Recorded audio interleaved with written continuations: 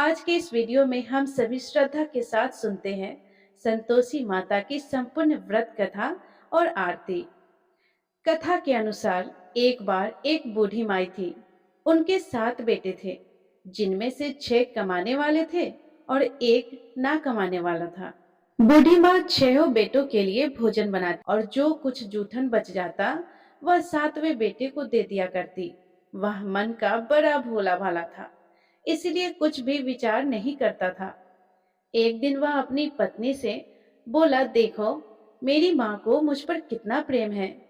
तब उसकी पत्नी बोली, हाँ हाँ, क्यों नहीं, सबका बचा हुआ जूठा जो तुमको खिलाती है। तब वह बोला कि नहीं, ऐसा नहीं हो सकता है। मैं जब तक अपनी आंखों से ना देख लूं, मान ही नहीं सकता। तब पत्नी हंसकर कहा, देख लोगे तब तो मान जाओगे। फिर कुछ दिनों के बाद त्योहार आया। घर में 7 तरह के भोजन और चूरमे के लड्डू बने।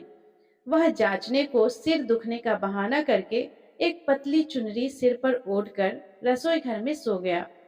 वह कपड़े में से सब कुछ देखता रहा। थोड़ी ही देर में उसके 6 भाई भोजन करने आए। उसने देखा माँ ने उनके लिए सुंदर आसन बिछाकर तरह तरह के भोजन परोसे और आग्रह करके उन्हें भोजन कराया।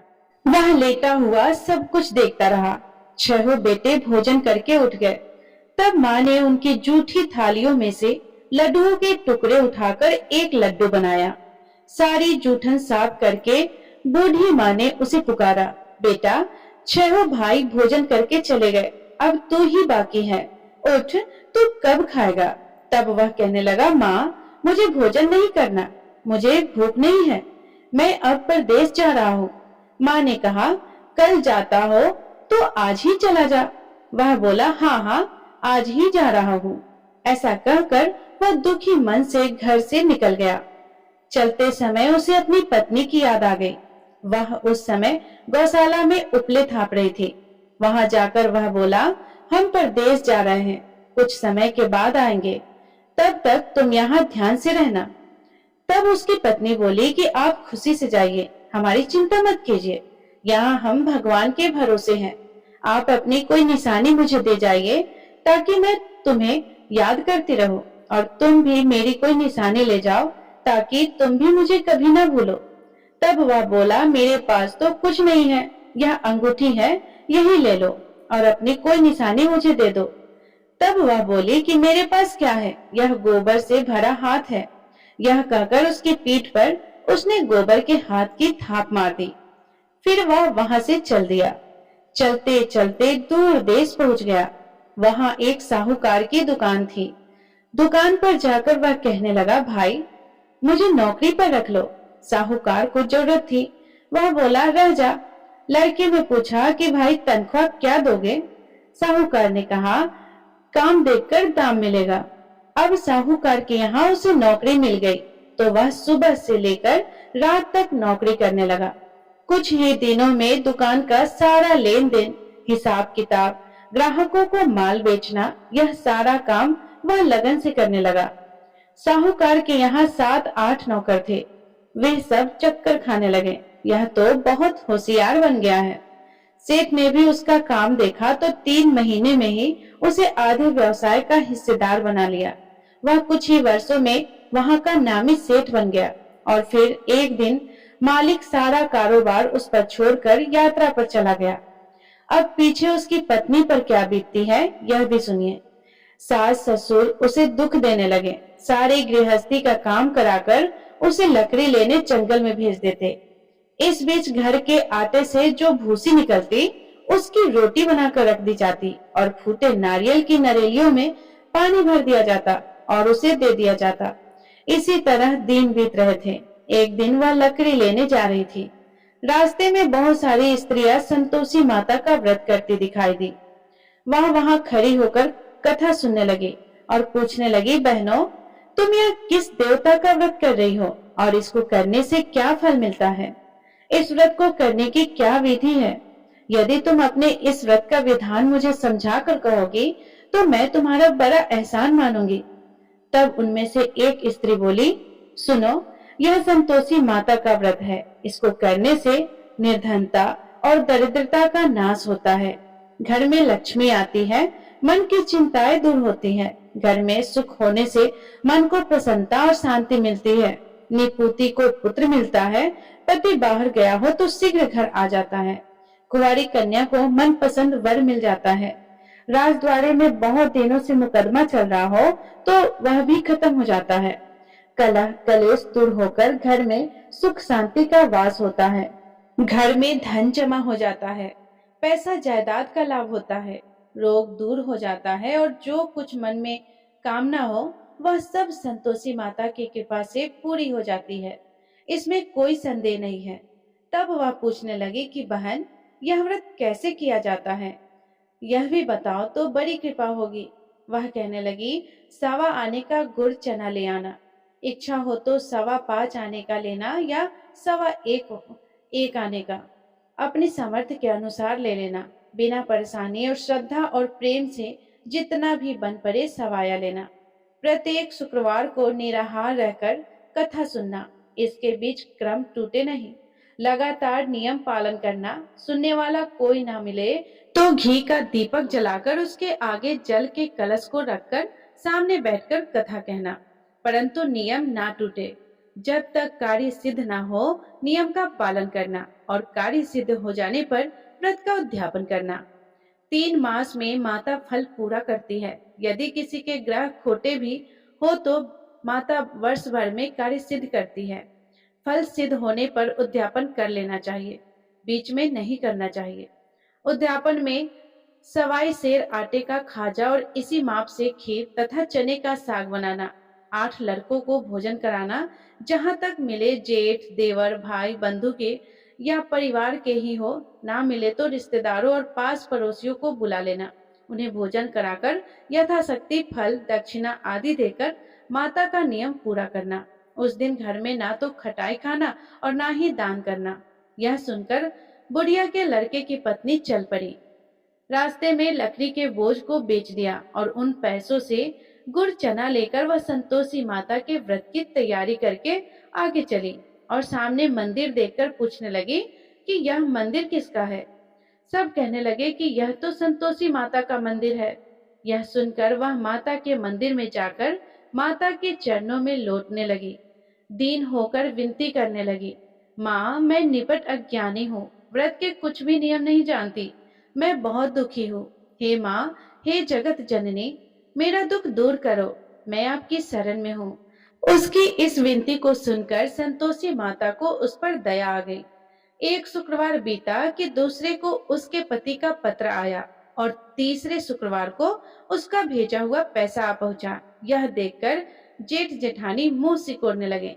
इतने दिनों में इतना पैसा आया, इसमें क्या बधाई। लड़के ताने देने लगे, अब तो काकी के पास पत्र आने लगे, रुपया आने लगा, अब तो काकी की खातिर बढ़ेगी, अब तो काकी बोलने से भी नहीं बोलेगी। बेचारी सीधी साधी थी, कहती कि भैया कागज आवे रुपया आवे, हम सभी के लिए तो अच्छा है। ऐसा कहकर आंखों में आंसू भरकर संतोषी माता के मंदिर में आकर मातेश्वरी के चरणों में गिरकर वह रोने लगी। माँ, मैंने आपसे पैसा कब मांगा है, मुझे पैसे से क्या काम है, मुझे तो बस अपने पति से काम है, मैं तो अपने पति के दर्शन मांगती हूँ माँ। तब माता ने प्रसन्न होकर कहा कि जा बेटी, तेरा पति भी जल्दी आएगा। यह सुनकर वह खुशी से बावली होकर घर में जाकर काम करने लगी। अब संतोषी माता विचार करने लगी कि इस भोली भाली पुत्री को मैंने कह तो दिया है कि तेरा पति आएगा, पर आएगा कहाँ कैसे। वह तो इसे स्वप्न में भी याद नहीं करता। अब उसे याद दिलाने के लिए तो मुझे ही जाना पड़ेगा। इस तरह माताजी उस बूढ़ी माई के बेटे के पास जाकर उसके स्वप्न में प्रकट होकर कहने लगी, साहूकार के बेटे सो रहा है या जाग रहा है। तो वह कहने लगा, माँ, सोता भी नहीं और जागता भी नहीं, कहो क्या आज्ञा है। संतोषी माता कहने लगी कि तेरे घर बार कुछ है कि नहीं। वह बोला, माँ, मेरे पास सब कुछ है, माँ बाप है, पत्नी है, क्या कमी है। तब माता बोली, भोले पुत्र, तेरी पत्नी घोर कष्ट उठा रही है, तेरे माँ बाप उसे त्रास दे रहे हैं और वह तेरे लिए तरस रही है, जाकर उसकी सुधि ले। तब वह बोला कि हाँ माताजी, यह तो मालूम है, परंतु जाओ तो जाओ कैसे? परदेश की बात है, लेन देन का कोई हिसाब नहीं, कोई जाने का रास्ता नहीं आता, कैसे चला जाओ? माँ कहने लगी, मेरी बात मान, सवेरे नहा धोआकर संतोषी माता का नाम ले, घी का दीपक जलाकर दंडवत कर दुकान पर जा बैठ। देखते देखते तेरा सारा लेन देन चुक जाएगा, जमा का माल बिक जाएगा, साझ होते होते धन का भारी ढेर लग जाएगा। अब सवेरे जल्दी उठकर वह भाई बंधुओं से अपने सपनों की बात बताने लगा।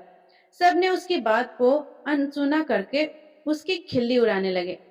कभी सपने भी सच होते हैं भला? तब एक व्यक्ति बोला कि देख भाई, मेरी बात मान, इस प्रकार झूठ साच करने के बदले देवी ने जैसा कहा है वैसा ही करने में तेरा क्या जाता है? अब उन बूढ़े व्यक्ति के बात मानकर वह नहा धोआकर संतोषी माता को दंडवत घी का दीपक जलाकर दुकान पर जा बैठा। थोड़ी ही देर में उसने क्या देखा कि देने वाले रुपया लाने लगे, लेने वाले हिसाब लेने लगे। कोठे में भरे सामान के खरीदार नकद दाम दे देकर सौदा करने लगे। शाम तक धन का भारी ढेर लग गया। मन में माता का नाम लेकर चमत्कार देखकर प्रसन्न होकर घर जाने के लिए गहना कपड़ा सामान खरीदने लगा। यहाँ के सारे काम से निपटकर वह तुरंत घर को रवाना हुआ। उधर उसकी पत्नी बेचारी जंगल में लकड़ियां लेने गई। लौटते समय माता जी के मंदिर में वह रुककर विश्राम करने लगी। वह तो उसके प्रतिदिन रुकने का विश्राम स्थान जो ठहरा। वहां पर धूल उड़ती देखकर उसने माता से पूछा, हे माता, यह धूल कैसी उड़ रही है? तब माता कहने लगी कि हे पुत्री, तेरा पति आ रहा है। अब तू ऐसा कर कि लकड़ियों के 3 बोझ बना, एक गट्ठर को नदी के किनारे रखकर और दूसरा मेरे मंदिर पर और तीसरा गट्ठर अपने सिर पर रख। तेरे पति को लकड़ियों का गट्ठर देखकर मोह पैदा होगा। वो यहाँ रुकेगा, नाश्ता पानी खाकर माँ से मिलने जाएगा। तब तू लकड़ियों का गट्ठर उठाकर जाना और चौक में गट्ठर डालकर जोर से आवाज लगाना, लो सासू जी, लकड़ियों का गट्ठर लो, भूसे की रोटी दो, नारियल के खोपड़े में पानी दो, आज मेहमान कौन आया है? बहुत अच्छा माताजी, ऐसा संतोषी माता से कहकर वह प्रसन्न मन से लकड़ियों के 3 गट्ठर ले आई। एक नदी के किनारे पर और एक माता जी के मंदिर पर रख दिया। इतने में ही मुसाफिर आ पहुंचा। सूखी लकड़ियां देखकर उसकी इच्छा उत्पन्न हुई कि हम यहीं पर विश्राम करें और भोजन बना खाकर फिर गांव जाए। इसी तरह रुककर भोजन बनाकर विश्राम करके वह गांव को गया। सबसे बड़े प्रेम से मिला। उसी समय सिर पर लकड़ी का गट्ठर लिए उसकी उतावली सी पत्नी आ गई। लकड़ियों का भारी बोझ आंगन में डालकर उसने जोर से 3 आवाजें लगाई, लो सासू जी, लकड़ियों का गट्ठर लो, भूसे की रोटी दो, आज मेहमान कौन आया है? यह सुनकर उसकी सास बाहर आकर अपने दिए हुए कष्टों को भुलाने के लिए कहने लगी, बहू, तू ऐसा क्यों कहती है? तेरा पति ही तो आया है। आ बैठ, मीठा भात खा, भोजन कर, कपड़े गहने पहन। उसकी आवाज सुनकर उसका पति बाहर आया। उसके उंगली में अंगूठी देखकर वह व्याकुल हो गया, क्योंकि उसकी कमजोर हालत को देखकर वह उसे पहचान नहीं पाया था। माँ से पूछने लगा कि माँ, यह कौन है? माँ ने कहा कि बेटा, यह तेरी पत्नी है। आज पूरे 12 वर्ष हो गए जब से तू गया है, तब से यह गांव में जानवर की तरह भटकती फिरती है। घर का कोई काम काज कुछ नहीं करती, 4 पहर आकर खा जाती है। अब तुझे देखकर भूसे की रोटी और नारियल के खोपड़े में पानी मांग रही है। तब वह लज्जित और दुखी होकर बोला कि ठीक है माँ, मैंने इसे भी देखा और तुम्हें भी देखा। अब दूसरे घर की चाबी दो, मैं उसी में रहूंगा। माँ बोली कि ठीक है बेटा, जैसी तेरी मर्जी हो, सो कर। ऐसा कहकर चाबी का गुच्छा उसने पटक दिया। उसने चाबी लेकर दूसरे मकान की तीसरी मंजिल का कमरा खोलकर सारा सामान जमाया। एक दिन में राजा के महल जैसा ठाट बाट बना दिया। अब क्या था, पत्नी सुख भोगने लगी। इतने में ही अगला शुक्रवार आया। उसने अपने पति से कहा कि मुझे संतोषी माता के व्रत का उद्यापन करना है। उसका पति बोला, अच्छा, खुशी खुशी कर लो। अब वह उद्यापन की तैयारियां करने लगी। जेठानी के लड़कों को भोजन के लिए कहने गई। उन्होंने मंजूर किया, परंतु पीछे से जेठानी ने अपने बच्चों को सिखा दिया और बोली कि देखो, भोजन के समय सभी लोग खटाई मांगना, जिससे उसका उद्यापन पूरा न हो। लड़के जिमने आए, खीर भोजन सब कुछ भेंट पेट भरकर खाया, परंतु बाद में खाते ही कहने लगे, काकी काकी, हमें खटाई दे दो, खीर खाना हमको नहीं भाता। देखकर मन अजीब सा हो गया है। वह कहने लगी कि भाई, खटाई किसी को नहीं दी जाएगी, यह तो संतोषी माता का प्रसाद है। लड़के गुस्से में से उठ खड़े हुए और बोले कि लाओ फिर पैसा दो। भोली बहू कुछ भी नहीं जानती थी, उसने उन्हें पैसे दे दिए। लड़के उसी समय हट के इमली खटाई लेकर खाने लगे। यह देखकर संतोषी माता ने बहू पर खूब कोप किया। संतोषी माता के कोप के कारण राजा के दूत आए और उसके पति को पकड़ कर ले गए। जेठ जेठानी मनमाने वचन कहने लगे कि लूट लूट कर धन इकट्ठा करके आया है, अब सब मालूम पड़ जाएगा जब जेल की मार खाएगा। पत्नी से यह वचन सहन नहीं हुआ। रोती हुई वह फिर से माता जी के मंदिर गई। हाथ जोड़कर कहने लगी कि हे संतोषी माता, यह आपने क्या किया। हंसाकर अब अपने भक्तों को रुलाने लगी। माता बोली कि बेटी, तूने उद्यापन करके मेरा व्रत भंग किया है, इतनी जल्दी सारी बातें भुला दी। वह कहने लगी कि माता, भूल तो नहीं, ना ही कुछ अपराध किया है। मैंने तो भूल से लड़कों को पैसे दे दिए थे, उन्होंने ले जाकर खटाई खा ली। मुझे क्षमा करो माँ, मैं फिर आपका उद्यापन करूंगी। माँ बोली, लेकिन अब भूल मत करना। वह बोली, अब भूल नहीं होगी माँ। यह बताइए वे कैसे आएंगे। माँ बोली, जा पुत्री, तेरा पति तुझे रास्ते में आता मिलेगा। वह निकल गई। रास्ते में उसका पति उसे आता हुआ मिला। पूछने लगी, तुम कहाँ चले गए। तब पति बोला कि इतना धन जो कमाया है, उसका कर राजा ने मांगा था, वही देने गया था। तब वह प्रसन्न होकर बोली, भला हुआ, अब घर को चलो। वे दोनों घर गए। कुछ दिनों के बाद फिर शुक्रवार आया। तब वह बोली कि मुझे फिर से माता का उद्यापन करना है। पति ने कहा, करो। बहू फिर से जेठ के लड़कों को भोजन के लिए कहने लगी। जेठानी ने एक दो बात सुनाई और सभी लड़कों को सिखाने लगी कि तुम सब लोग पहले की ही तरह खटाई मांगना। अब लड़के भोजन से पहले ही कहने लगे कि हमें खीर नहीं खानी, हमारा जी बिगड़ता है, कुछ खटाई खाने को दो। वह बोली, खटाई किसी को नहीं मिलेगी, आना हो तो आओ। वे नहीं आए तो ब्राह्मण के लड़कों को बुलाकर वह उन्हें भोजन कराने लगी। यथाशक्ति दक्षिणा की जगह एक एक फल उन्हें दे दिया, जिससे संतोषी माता प्रसन्न हुई। माता की कृपा होते ही 9वें मास में उसके चंद्रमा के समान सुंदर पुत्र प्राप्त हुए। पुत्र को पाकर वह प्रतिदिन माता जी के मंदिर को जाने लगी। माँ ने सोचा कि यह तो रोज आती है, आज क्यों ना इसके घर में चलूं, जाकर इसका आसरा तो देखो। यह विचार कर माता ने भयानक रूप बनाया। गुड़ चने से सना मुख, ऊपर सुट के समान होठ, जिस पर असंख्य मक्खियां भिनभिना रही थी। दहली पर पैर रखते ही उसकी सास चिल्लाने लगी, देखो रे देखो, कोई चुड़ैल डाकिन चली आ रही है। अरे लड़को, इसे भगाओ, नहीं तो यह किसी को खा जाएगी। लड़के भागने लगे, चिल्लाकर खिड़की दरवाजे बंद करने लगे। बहू रोशनदान में से देख रही थी। वह प्रसन्नता से पगली बनकर चिल्लाने लगी, आज तो मेरे भाग खुल गया, आज तो मेरी माताजी मेरे घर आई है। वह अपने बच्चे को दूध पीने से हटाने लगी।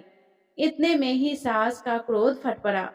वह बोली, अरे पगली, क्या देखकर उतावली हुई है, जो बच्चे को पटक दिया है। वह बोली, सासू माँ, मैं जिनका व्रत करती हूँ, यह वही संतोषी माता है। इतना कहकर झट से उसने सारे खिड़की दरवाजे खोल दिए।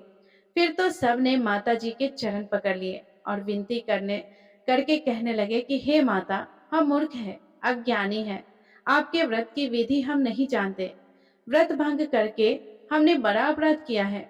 हे जगत माता, आप हमारे अपराध क्षमा करो।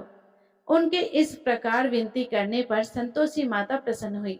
बहू को प्रसन्न होकर जैसा फल दिया, वैसे ही हे संतोषी माता सबको देना। जो भी आपकी कथा पढ़े या सुने या अहंकार भरे, उसके सारे मनोरथ पूर्ण करना। सभी प्रेम से बोलिए, संतोषी माता की जय।